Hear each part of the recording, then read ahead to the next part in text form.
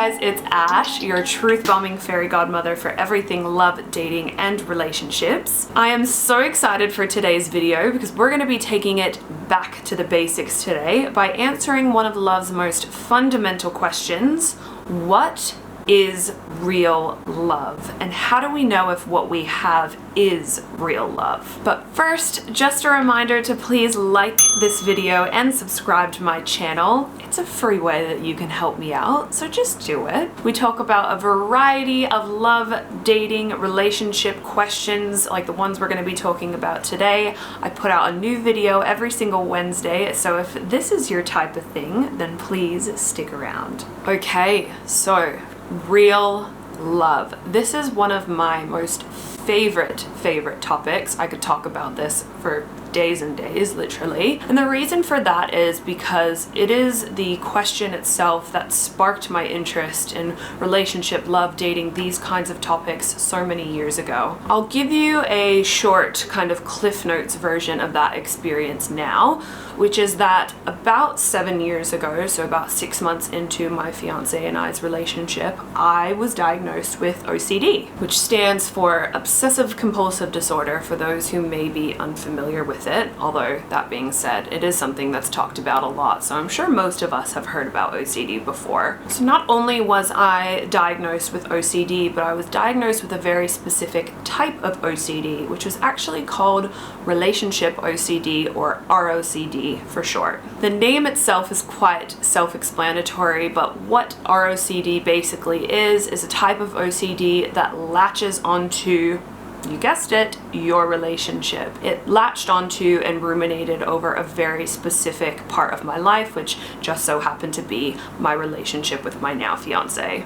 This is actually the case for most people with OCD, and that it will generally latch onto, or their obsessive compulsive behaviors or ruminating and intrusive thoughts will latch onto very specific parts of their lives. Generally, most often than not, something that is very important to them or something that they have a fear of losing, which was very much the case for me. OCD is such a poorly misunderstood and misrepresented anxiety disorder, and I can and will create future videos about that because it's just a whole other topic in itself. But basically, to get to the point of where I'm going with this background is that my personal experience with ROCD meant that I had constant, unrelenting, intrusive, compulsive, and obsessive thoughts about my relationship, whether or not it was right, whether or not it was enough, whether or not I was really in love, whether or not I loved him enough,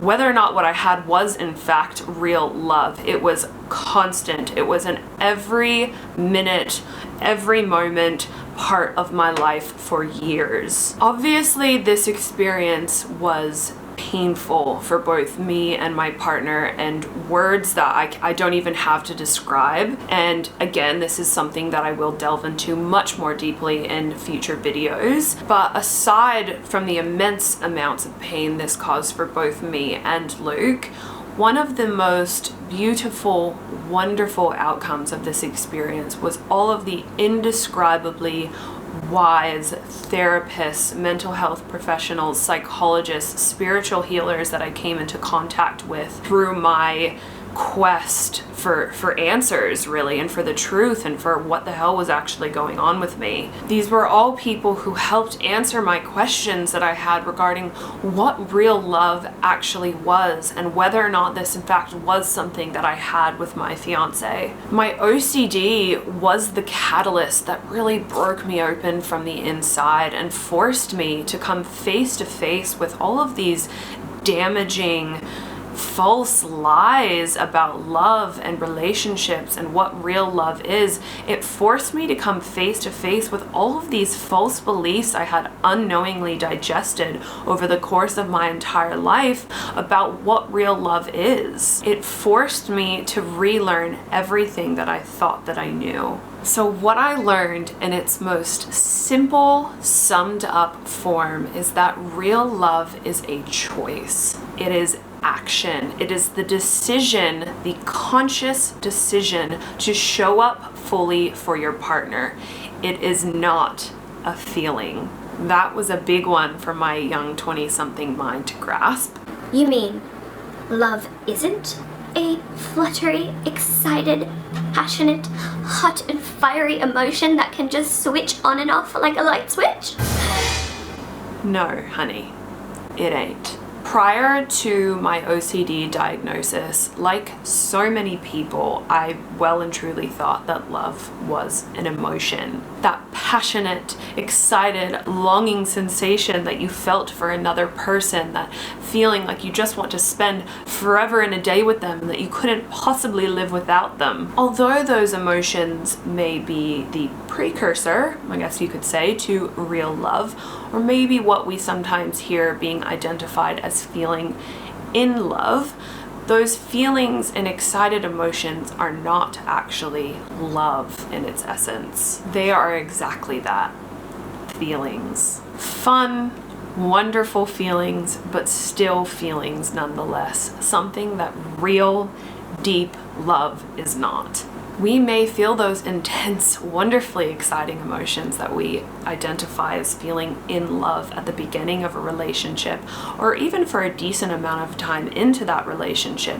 But in any healthy long-term relationship, they eventually do subside.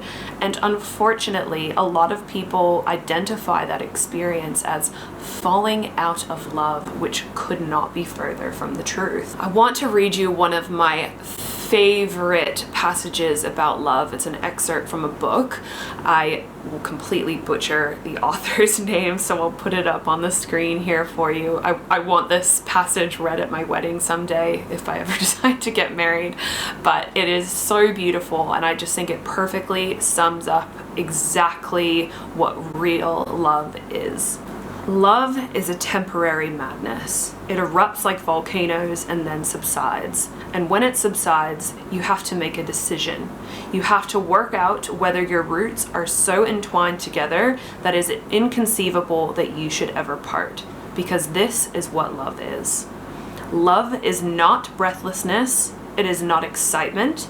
It is not the promulgation of promises of eternal passion. That is just being in love, which any fool can do. Love itself is what is left over when being in love has burned away, and this is both an art and a fortunate accident. Those that truly love have roots that grow towards each other underground, and when all the pretty blossoms have fallen from their branches, they find that they are one tree and not two.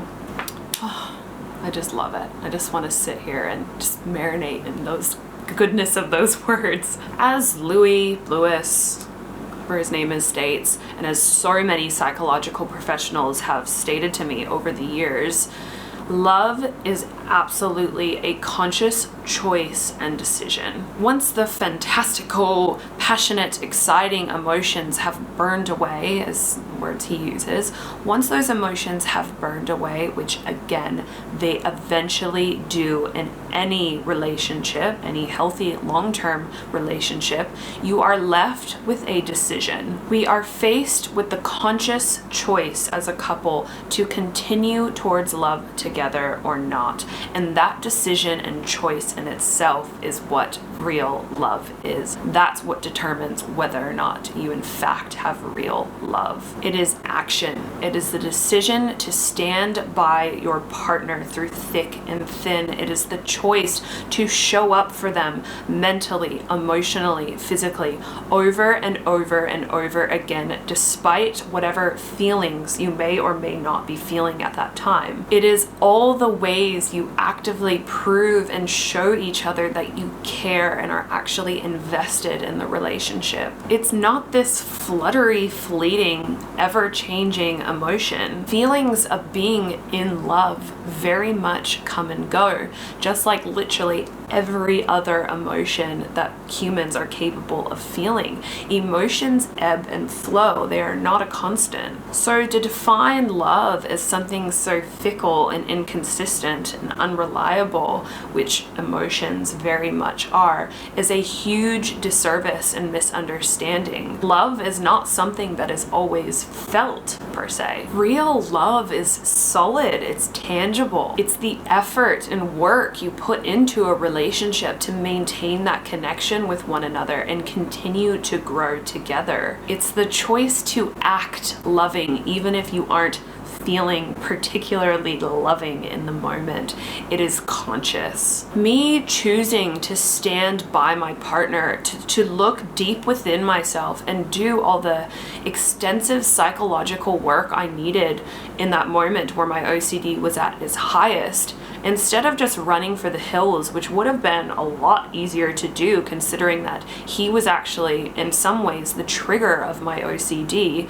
That conscious decision to stand by him and do the actual work, the internal work that I needed to do, that conscious decision and choice and action, let me just emphasize action here, that choice in itself is what real love is. The choice that you make once the excitement and the fun and the passion and the sexiness, when all of that has relaxed. It's what you do when Lewis says all the pretty blossoms have fallen. I wish so deeply, and this is one of my kind of wishes for humanity as a whole, I wish so much that this was a concept and this was a lesson that was actually taught to us growing up in schools. Human relationships, specifically our intimate and romantic relationships, are one of the most important, if not the most important aspects of our entire lives. They are so meaningful to us as humans, and why we aren't taught about them in a healthy, real, raw way, instead of having to learn about these things through absolute garbage, the media, Hollywood messages, instead of having to learn through those methods like I had to do. It's so frustrating for me. Learning about such unrealistic, damaging, nonsense models and representations of romantic love is so damaging to our psyches. It makes us compare our real life, messy, sometimes monotonous, and even boring human relationships to such exaggerated, ridiculous, over-the-top depictions of love. I wish someone I had really trusted growing up had said to me, real love is what happens when all the temporary madness burns away. It's what happens after the couple rides off into the sunset to live happily ever after. Had I known that ebbing and flowing of loving and in love feelings was a really natural, wonderful part of human relationships, I would have just relaxed into that experience. I wouldn't have just completely been crippled with panic and fear and anxiety, therefore moving me into an actual state of being diagnosed with obsessive compulsive disorder.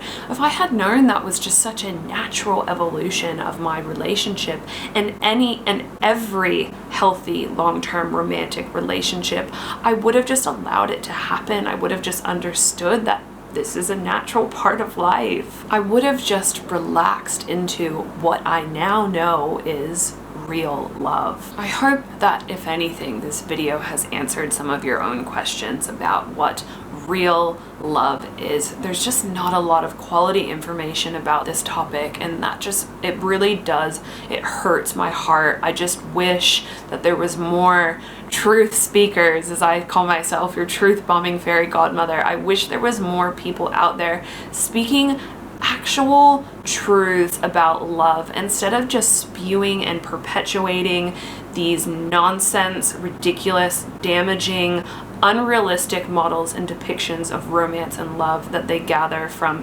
Hollywood movies, social media, and other just shit resources. And I hope for anyone who may be watching this, who may be questioning their own relationship and whether or not what they have with their partner is in fact real love, that I at least helped settle and answer that debate for you. If you are actively choosing through your actions and decisions to move forward in love with your partner, regardless of whether or not your feelings are particularly loving in that moment or not, if you are actively choosing and doing the work it takes to actually maintain a relationship, a loving, healthy relationship with your partner. And of course, if they are doing the exact same thing for you, then I can guarantee that what you have is in fact real, true, deep love. Alright guys, thank you so much for watching today's video. I tried to make it as straight to the point and as clear as I possibly could. This is such a big, powerful question, and I will absolutely elaborate on it more because, like I said, it's such a deep passion of mine. Please don't forget to give this video a thumbs up if you liked it, and of course don't forget to subscribe to my channel. There's plenty more where that came from. New videos every single week. Until then, see you next time.